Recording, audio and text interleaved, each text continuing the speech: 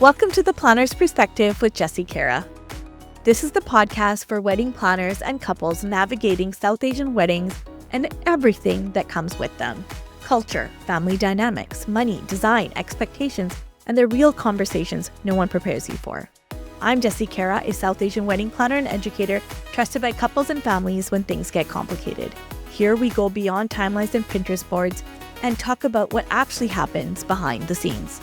If you're a planner stepping into South Asian weddings or a couple who wants to understand the process more deeply, you're in the right place. Let's get into it. Sometimes the vendors who care the most about their clients, the ones who try to be kind, flexible, and empathetic, are the very vendors who end up being taken advantage of. And there's something else that happens in this industry that almost no one talks about.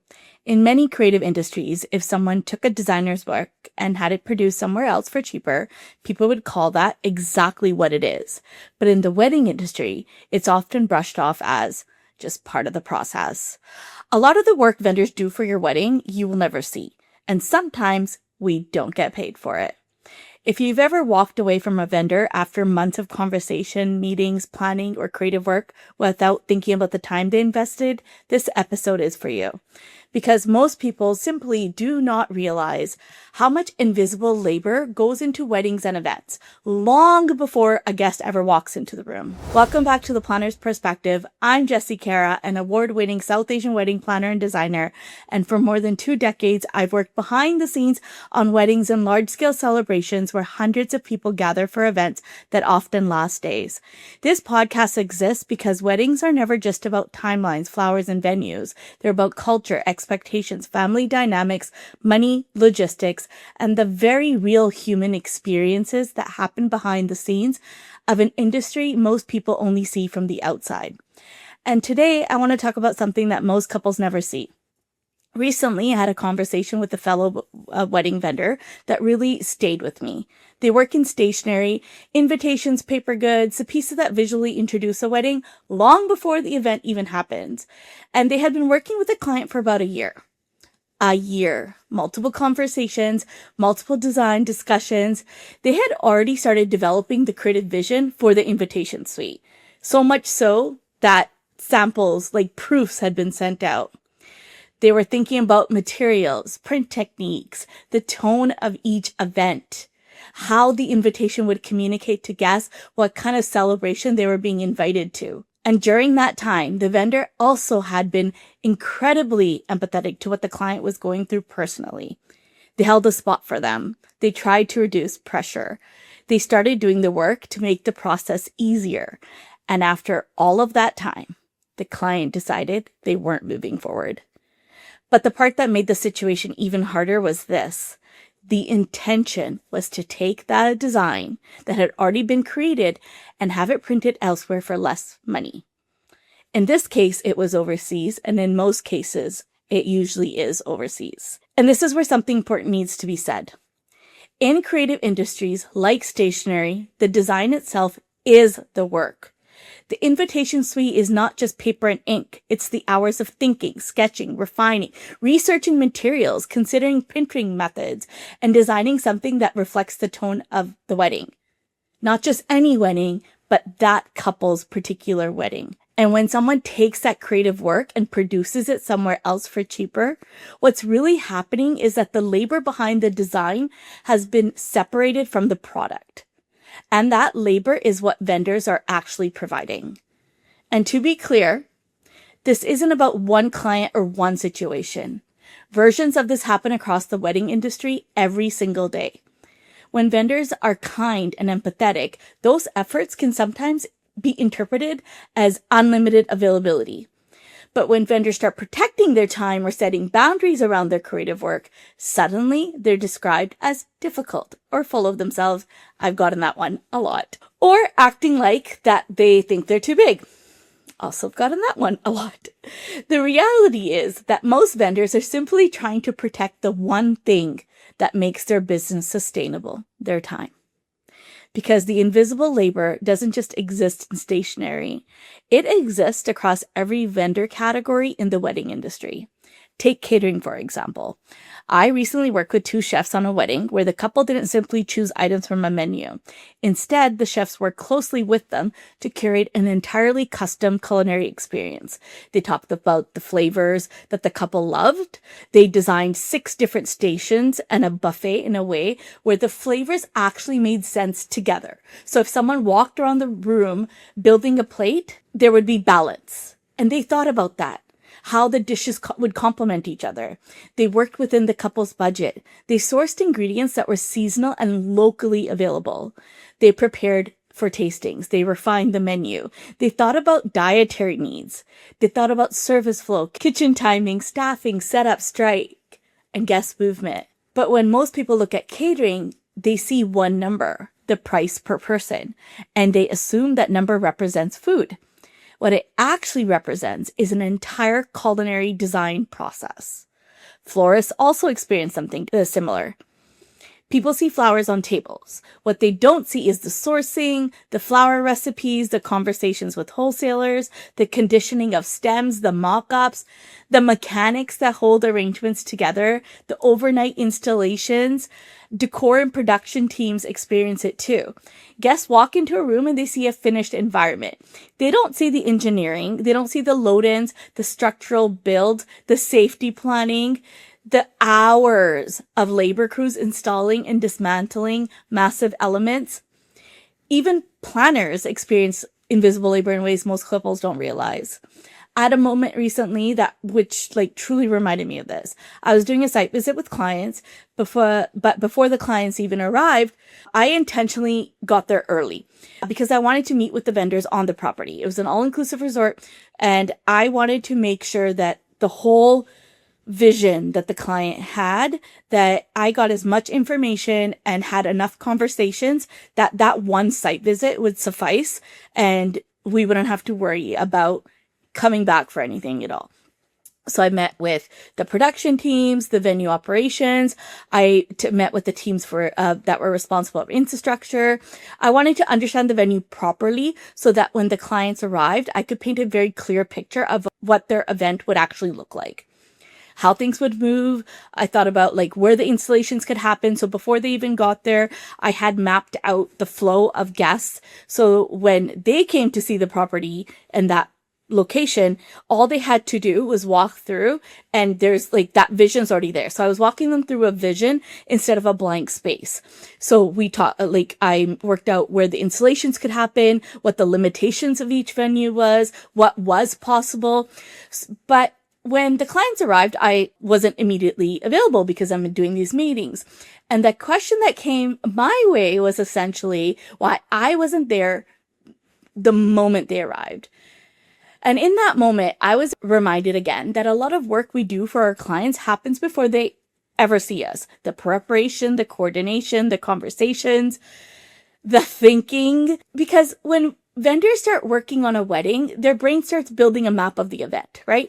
They're not just thinking about what you asked for. They're thinking about what could go wrong, what could conflict, what could delay something else, what could create a bottleneck, what could affect guest experience.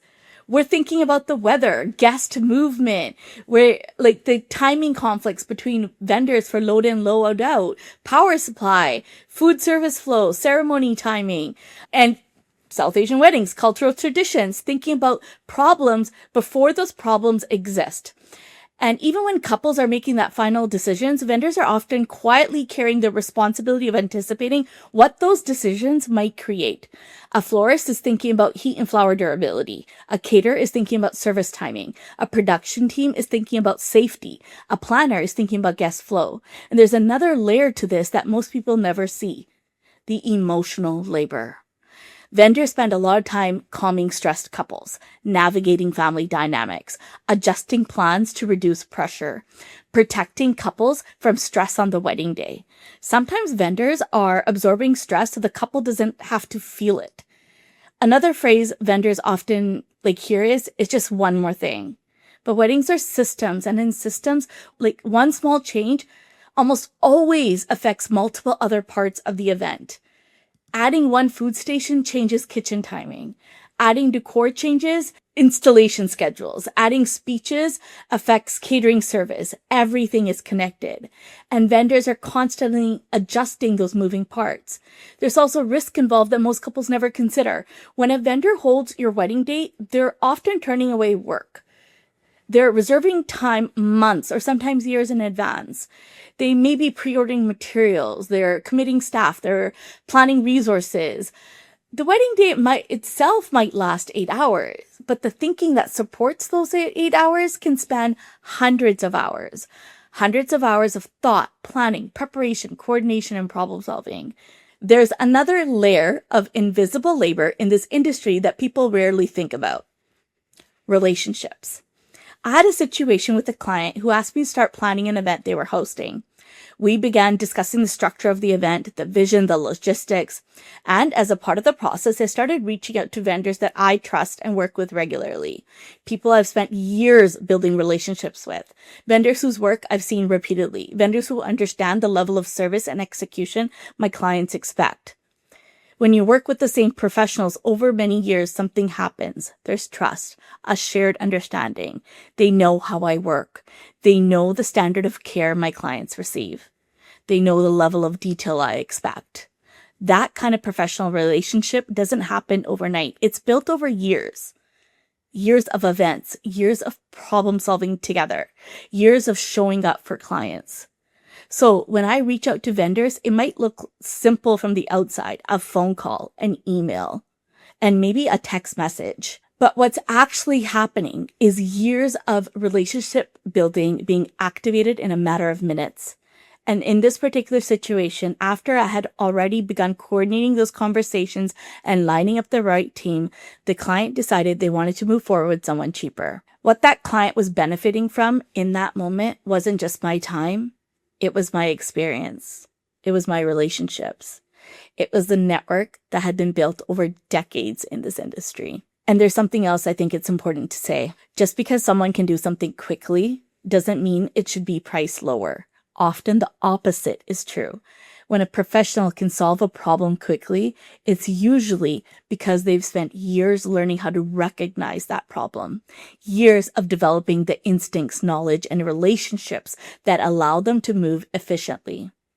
What might take someone new to the industry days or weeks can sometimes be done in minutes by someone who has been doing it for decades. And that speed isn't about doing less work. It's about carrying years of experience into the moment. So here's something I want couples to understand. There are things vendors think about that couples never even realize. They're thinking about how guests move through a room, how long it takes to serve 300 people dinner, whether lighting will affect photography, whether the timeline leaves enough buffer for cultural traditions, whether elderly guests can access certain spaces, whether installations are structurally safe, if the event will still function if something unexpected happens. All of that thinking exists quietly in the background. And here's the contradiction in the industry. Couples want vendors who care. They want vendors who are invested, vendors who go above and beyond. But the labor that creates that level of care often exists in spaces where the work is invisible. Now, I want to be clear about something. Most couples are not malicious. They're not intentionally taking advantage of vendors. They simply don't see the full scope of the work happening around them. They see the meeting, the wedding day, and the finished product. They don't see the hours of thinking, preparation, and coordination surrounding those moments. But when you start to understand that invisible layer, something shifts. You understand why vendors protect their time, why consultations sometimes require deposits, why tastings have structure, why planners set boundaries, why experienced vendors price their services the way they do. Because the visible part of the wedding is only a small fraction of the work required to create it. The real work lives in the preparation, the thinking, the collaboration, the invisible labor that allows the visible moments to feel effortless. So, if you're planning a wedding and working with vendors, here's something I encourage you to remember. Behind every proposal, every design idea, every menu suggestion, every timeline adjustment, there is a human being investing time and energy into your celebration. Sometimes that investment begins long before anything is signed.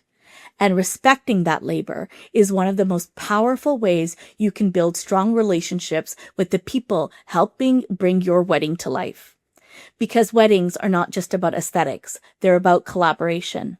And the stronger the collaboration is, the better the experience becomes for everyone involved. If you're a vendor listening to this episode, I want to say something to you too. The work you do behind the scenes matters, even when no one sees it. Some of the most important work in weddings is the work that prevents problems before anyone ever knows they existed. If this episode resonated with you, share it with someone planning a wedding or working in the industry.